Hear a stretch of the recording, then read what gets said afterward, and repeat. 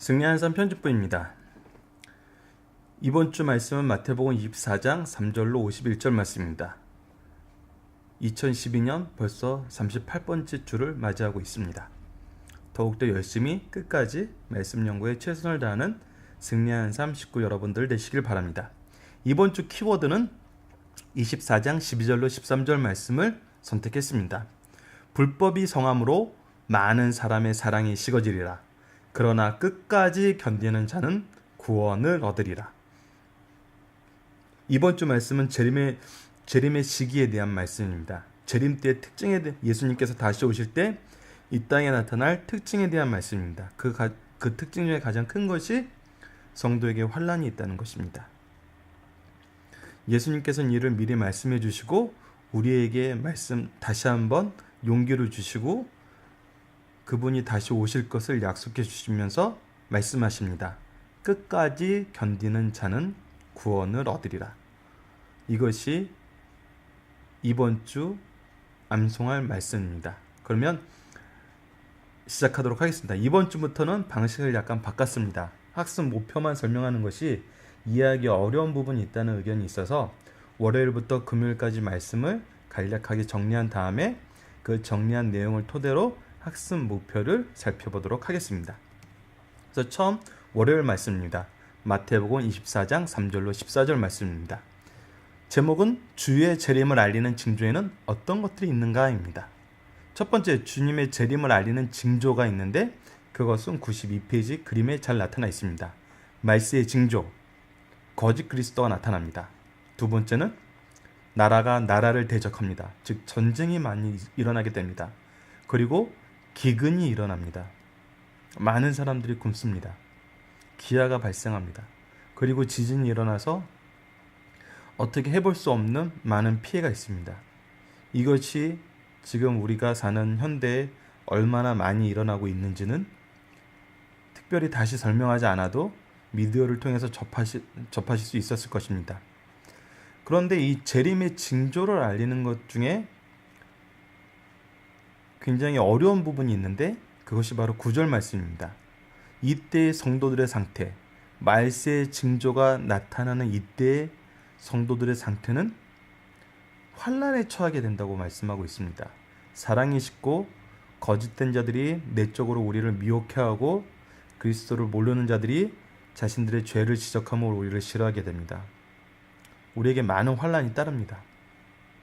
그런데 이러한 환난이 따르게 됨을 미리 가르쳐준 이유가 있습니다. 우리는 여기서 용기를 얻고 이겨낼 수 있는 것입니다. 그것은 주님께서 함께 하시고 주님께서 다시 오셔서 우리의 구원을 완성하신다는 그 사실입니다. 그래서 우리에게 말씀하십니다. 끝까지 견뎌 구원을 받으라. 이것이 월요일 말씀의 정리입니다. 다음은 화요일 말씀입니다. 마태복음 24장 15절로 28절 말씀. 제목은 거짓 그리스도와 거짓 선지자에게 속지 말라는 것입니다. 외부의 세계에서 오는 고난보다 우리를 더욱더 힘들게 하는 것은 내적으로 오는 고난입니다. 특히 예수님의 이름으로 우리에게 잘못된 사상을 심어주는 거짓 가르침은 정말 너무나 큰 피해를 낳습니다. 그리고 자신이 싫어서 지적하고 자신이 싫어서 미워하면서도 그리스도의 이름으로 미워한다고 그리스도의 이름으로 정죄하는 사람도 있습니다.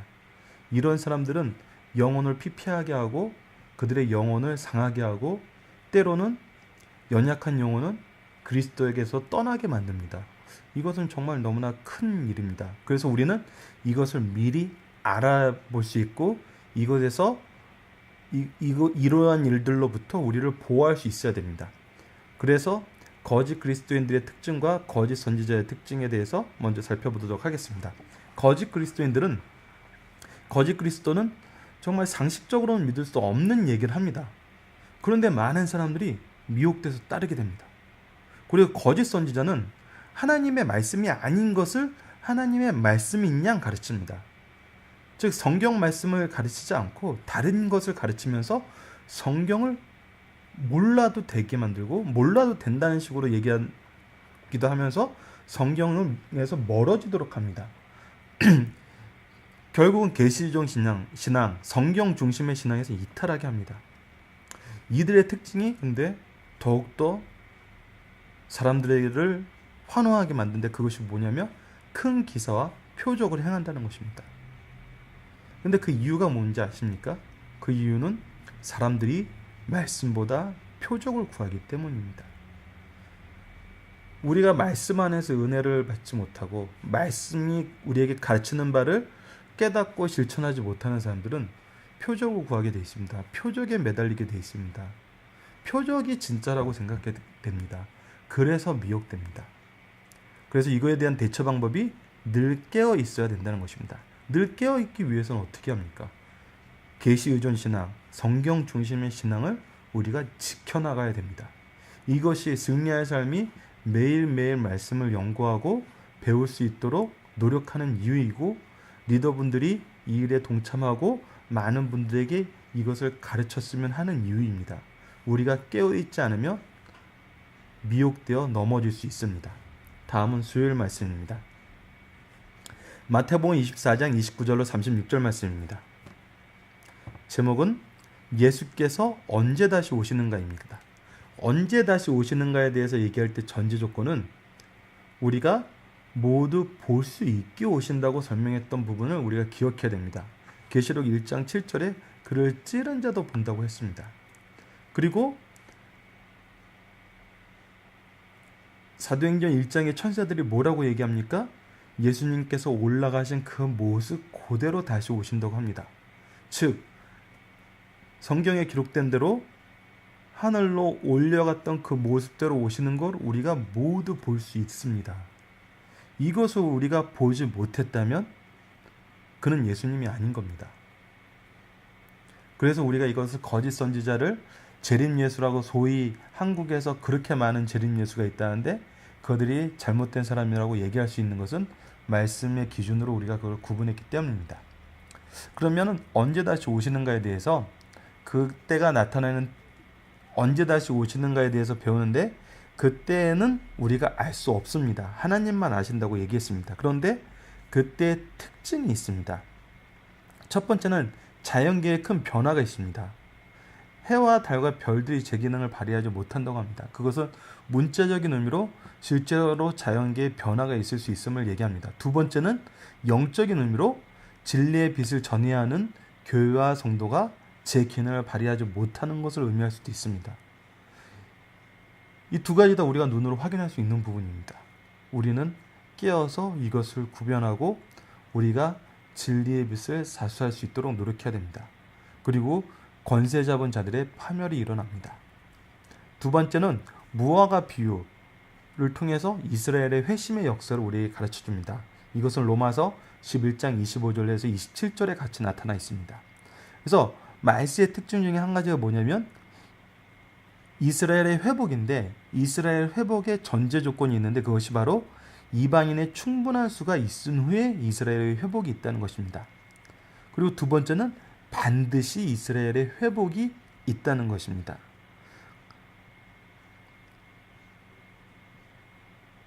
제가 제 동생이 이스라엘에서 공부하고 있는데 히브리 대학에서 공부하고 있는데 그때 한 교회를 소개받았는데 그 교회가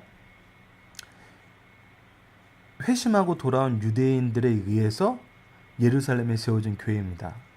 외국에서 나그네 생활을 많이 하던 유대인들이 그들이 여전히 많은 사람이 그들의 과거의 전통을 유지하면서 예수님을 메시아로 받아들이지 않고 있지만 이 사람 중에 많은 사람들이 회심을 해가지고 다시 이스라엘 땅에 돌아가서 교회를 세우고 예수님을 전하고 있는 교회가 있는 것을 소개받은 적이 있습니다. 이제 이때가 가까워오고 있습니다. 그리고 우리가 이것을 확인할 수 있습니다. 다음은 목요일 말씀입니다. 마태복음 24장 37절에서 41절 말씀. 제목은 주의 재림을 믿고 전하는 자의 삶의 태도입니다. 그러면서 예수님께서 노아의 시대에 대해서 설명하고 있습니다. 노아의 시대와 재림 때의 공통점이 있다고 설명하고 계시는데 이것은 다음과 같은 세 가지입니다. 첫 번째는 심판을 예고하셨습니다. 노아 시대에도 노아를 통해서 심판을 예고하시고 많은 사람들이 오랜 기간 동안 이것을 확인할 수 있도록 하셨습니다. 예수님께서도 재림에 대해서 얘기하시면서 그것을 사도들을 통해 또 구약의 선지자들을 통해서 성경에 기록하게 하셨고, 그 기록된 내용을 통해서 우리가 그 이야기를 알게 하셨습니다. 그 두 번째 특징은 그 심판을 예고하신 걸로 끝난 것이 아니라 심판을 피할 방법도 알려주셨습니다. 노아 시대에 노아의 말을 듣고 방주 짓는 데 동참했더라면 그들은 구원을 받았을 것입니다. 우리도 말씀을 통해서 말씀에 따라서 바르게 신앙생활하고 주님께서 우리의 구속자이심을 믿었으면 그 믿음으로 말미암아 구원의 은혜가 우리에게 있었을 것입니다. 피할 방법을 알려주셨습니다. 그리고 마지막은 반드시 심판이 있다는 것입니다. 심판이 없다고 더디 오니까 없을 것 같다고 생각하고 지금은 아니라고 생각하는 사람들이 있을 수 있습니다. 하지만 이 심판은 반드시 있습니다. 노아 시대에도 있었고 예수님께서 말씀하신 재림 때도 심판은 반드시 있습니다. 그래서 경고는 뭐냐면 환경적인 이유로 핑계를 댈 수 없다는 것입니다. 특히 40절에서 41절에 있는데 같은 상황에서 누구는 구원받고 누구는 구원받지 않는다고 얘기합니다. 밭에서 같이 일하는데 누구는 구원받고 누구는 구원받지 않는다는 것입니다. 이 얘기는 무엇이냐면 각각의 환경에서도 믿을 수 있도록 하나님께서는 말씀을 주셨고 그 말씀을 들을 수 있는 기회를 주셨습니다. 하지만 그 기회를 듣고도 잡지 않은 사람은 구원을 받지 못합니다. 출애굽 시대에 독사들에 몰려서 죽어가는 이스라엘 민족을 위해서 모세가 기도했을 때 하나님께서 말씀해 주신다. 녹뱀을 만들어서 지팡이에 걸어서 들어라. 그리고 그것을 보는 자는 회복될 것이고 보지 못하는 자는 죽게 된다 그러신다. 모세가 그 얘기를 외쳤을 때 본 자들은 구원을 받았지만 보지 않는 자들은 죽게 되었습니다. 구원을 받을 방법을 가르쳐줬는데 그것을 따르는 자는 구원을 받을 것이고 그것을 따르지 않는 자는 심판을 받게 되는 것입니다. 그래서 나는 이런 환경에서 나는 믿음의 가정에서 태어나지 않았기 때문에 나는 성경을 배울 기회가 없었기 때문에 이거는 핑계가 될 수 있습니다. 그에게 언제 어떤 상황에서건 말씀이 공급되는 상황이 있을 상황이 있습니다. 그리고 나서 마지막으로 노아의 시대의 타락상과 현 시대의 타락상을 비교해 볼 수 있습니다. 101페이지에 노아의 시대의 타락상에 대해서 나타나는데 이것을 보면은 현 시대의 타락상이 얼마나 이때와 유사한지 알 수 있습니다. 첫 번째는 하나님의 아들들이 사람의 딸들과 결혼합니다. 더 이상 믿음의 가정을 유지하기 위해서 노력하지 않습니다. 신앙을 지키기 위해서 기본이 되는 것은 가정과 교회입니다. 좋은 가정이 있기 위해서는 좋은 가정이 있어야 되고 좋은 가정이 있기 위해서는 좋은 교회가 있어야 됩니다. 이것이 믿음의 공동체의 특징인데 더 이상 이 믿음의 공동체를 유지하기 위해서 노력을 안 한다는 것입니다. 믿음의 공동체가 우리의 가장 큰 삶의 특징이고 삶의 최우선이 아니라 다른 것이 된다는 것입니다. 이것이 현대 세상 사회에 얼마나 많이 나타나고 있습니까? 두 번째는 하나님의 뜻이나 성령의 감화가 거부되고 하나님의 징계를 두려워하지 않습니다. 하나님이 없다고 얘기합니다. 하나님의 징계를 받지 않을 것처럼 생각을 합니다. 나중에 회개하면 된다고 생각합니다. 하지만 회개하지 못하고 그 영혼이 죽어버리는 경우가 있을 수 있습니다.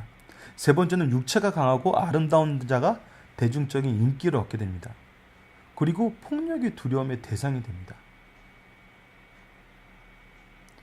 더 이상 얘기할 필요도 없습니다. 현대 사회에서 보면은 이런 부분 너무나 많이 나타나고 있습니다. 사람의 죄악이 세상에 가득하게 되고 하나님께서는 인생을 지으심을 한탄합니다. 노아 시대의 특징이 우리 삶에 얼마나 많이 나타나는지 보면은 우리는 깨달을 수 있을 것입니다. 다음은 금요일 말씀입니다. 마태복음 24장 42절 51절 말씀. 제목은 주의 재림을 믿고 전하는 자의 삶의 태도 2번입니다. 그렇다면 성도에게 재림의 의미는 무엇일까요? 성도에게는 재림은 심판이 아닙니다. 혼인잔치와 같이 기쁨이 가득한 것입니다. 그리고 이를 기다리는 성도에게는 충성과 지혜가 필요하다고 가르쳐주고 있습니다. 그리고 성도에게는 상당한 권리와 책임이 요구된다고 합니다. 특히 축복과 직분에 대해서는 우리에게 권리와 책임이 요구됩니다. 그래서 충성된 청지기의 삶이 필요합니다. 그래서 이 세 가지 중에 충성이란 무엇인가를 한번 살펴보도록 하겠습니다. 먼저 충성이란 첫 번째, 주인이 돌아올 때까지 늘 기다리는 사람입니다. 주인이 오심을 알고 믿고 항상 그가 오셨을 때를 대비해서 준비하고 기다릴 줄 아는 사람입니다. 두 번째는 주인께서 돌아오심을 예비하는 사람입니다. 아까도 얘기했다시피 단순히 기다리는 것이 아니라 그분이 오심을 예비해야 되는 것입니다. 준비를 하는 것입니다. 우리가 말씀에서 떠나지 않고 말씀을 계속 의지하면서 그분이 오실 때를 준비해야 됩니다. 그리고 세 번째는 맡겨진 사람을 잘 감당하는 사람이 충성된 사람입니다. 자, 그렇다면 충성된 사람이 감당해야 될 사명은 무엇입니까? 첫 번째는 하나님께서 맡기신 양들에게 양식을 공급하는 것입니다. 축복을 많이 받은 사람은 그것이 평균케 하려는 하나님의 은혜임을 알고 자기 것으로 사용하지 말고 부족한 사람들에게 베풀 줄 알아야 됩니다. 직분을 맡은 자는 자신이 맡은 직분에 따라서 양들을 먹일 줄 알아야 됩니다. 이 직분은 단순히 교육자분들, 목사님과 전사님들을 말하는 것이 아닙니다. 지금 성경 리더로서 세움을 받은 승리하는 삶 한 분 한 분 가족들에게도 해당되는 말씀입니다. 그리고 자녀가 있는 부모와 제자가 있는 스승 모두에게 말씀하시는 것입니다. 두 번째는 양식을 줄 때 바른 것만을 줘야 됩니다. 잘못된 것을 줘서 안 됩니다. 그래서 제가 교사를 하면서 교사분들과 항상 말씀 연구할 때 전한다는 것이 있습니다. 준비된 말씀만 정확하게 전달하십시오. 때로는 내가 예전에 들었던 이야기, 사회에서 들었던 이야기, 풍월들이 내가 준비하지 않고 가르칠 때 불현듯 떠오르는 경우가 있습니다. 그런데 불현듯 떠오르는 그 얘기를 했을 때 나중에 확인해 보면 잘못된 얘기일 가능성이 많이 있습니다. 그래서 우리가 말씀을 전할 때는 정확하게 배운 것을 정확하게 전달하는 것, 바른 말씀, 정말 성경에 나와 있는 내용만을 성경적으로 해석해서 성경으로 해석해서 가르칠 수 있어야 됩니다. 이것이 말씀을 한 절도 빠짐없이 연구하는 승리하는 삶의 학습 방식이고 성경적으로 옳은 방식인 것입니다. 그리고 적기에 알맞게 공급해 줘야 합니다. 그 말씀이 필요한 시기를 우리는 알아야 됩니다. 그리고 필요한 시기에 필요한 방법으로 가르쳐야 됩니다. 아직 죽밖에 못 먹는 아이들에게 갑자기 생식을 시키거나 굉장히 질긴 고기를 줄 수는 없는 것입니다. 우리가 이것을 잘 알맞게 공급해 주기 위해서는 우리 스스로가 또 이 말씀을 연구하고 훈련을 해야 됩니다. 그래서 이것이 우리가 가정과 교회에서 꾸준히 배우고 가르쳐야 되는 이유입니다. 이것이 사명을 감당하는 사람들의 특징인 것입니다. 자, 이제 학습 목표로 들어가 보도록 하겠습니다. 1번, 주님께서 가르치신 말씀의 징조를 보며 우리가 취할 태도는 무엇입니까? 이것은 월요일부터 금요일까지 꾸준히 나와 있는 말씀입니다. 특히 금요일에 많이 나타나 있습니다.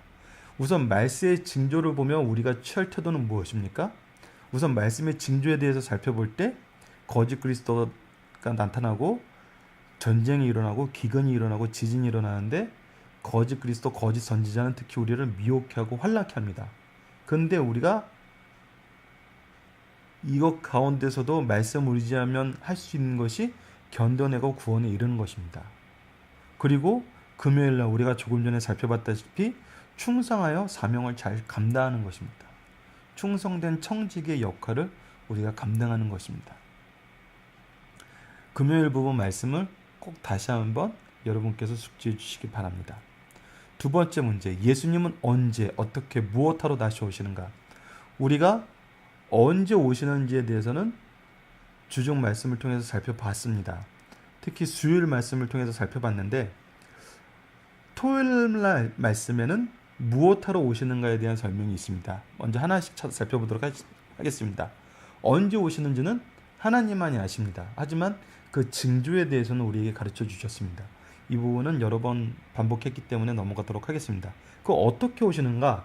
올라가신 모양대로 사도행전 1장 11절에 말씀하신 것처럼, 그리고 모두가 볼 수 있게 계시록 1장 7절 말씀입니다. 이것이 어떻게 오시는 모습입니다. 이것을 우리가 발견하지 못했다면 우리는 그곳에 미혹돼서는 안 됩니다. 그리고 무엇하러 오시는가? 토요일 가정예배 106에서 107페이지에 나타나 있습니다. 첫 번째는 택하신 백성을 불러 모아 구원하시러 오십니다. 이것이 구원의 완성인 것입니다. 구원을 완성하러 오십니다. 두 번째는 생명책에 기록되지 못한 자들을 영원한 불못에 던지러 오십니다. 심판하러 오십니다. 우리가 끝까지 견뎌 구원에 이르지 못하면 우리도 심판의 대상이 되고 영원히 불못에 던져지게 되는 것입니다. 그렇기 때문에 예수님께서는 미리 경고하시고 견뎌 구원에 이르라고 가르쳐 주신 것입니다. 다음은 세 번째 문제입니다. 노아 시대의 타락상을 보며 멸망의 때가 가까웠음을 깨닫는다. 우리가 힘써 지켜야 할 것은 무엇입니까? 우선 목요일 말씀을 통해서 타락상에서 벗어나야 됩니다.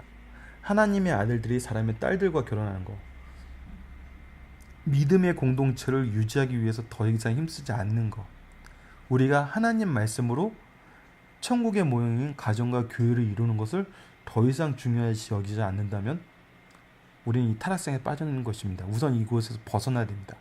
두 번째는 하나님의 뜻이나 성령의 감화를 거부하는 것, 하나님의 징계를 두려워하지 않는 것, 즉 말씀을 바로 믿지 않는 것입니다.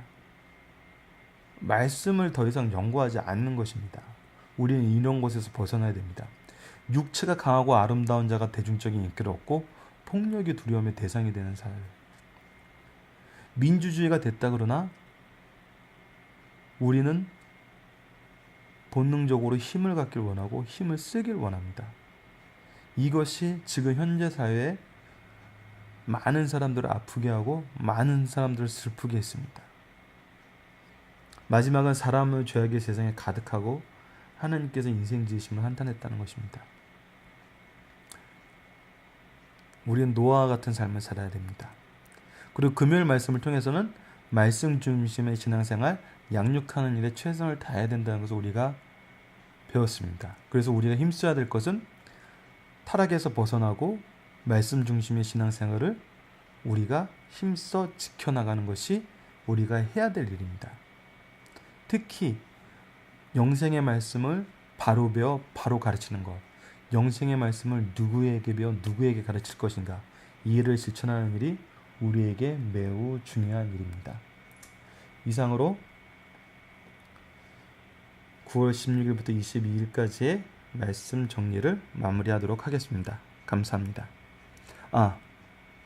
마지막으로 이번 주 키워드를 다시 한번 살펴보도록 하죠. 24장 12절로 13절 말씀. 불법이 성함으로 많은 사람의 사랑이 식어지리라. 그러나 끝까지 견디는 자는 구원을 얻으리라.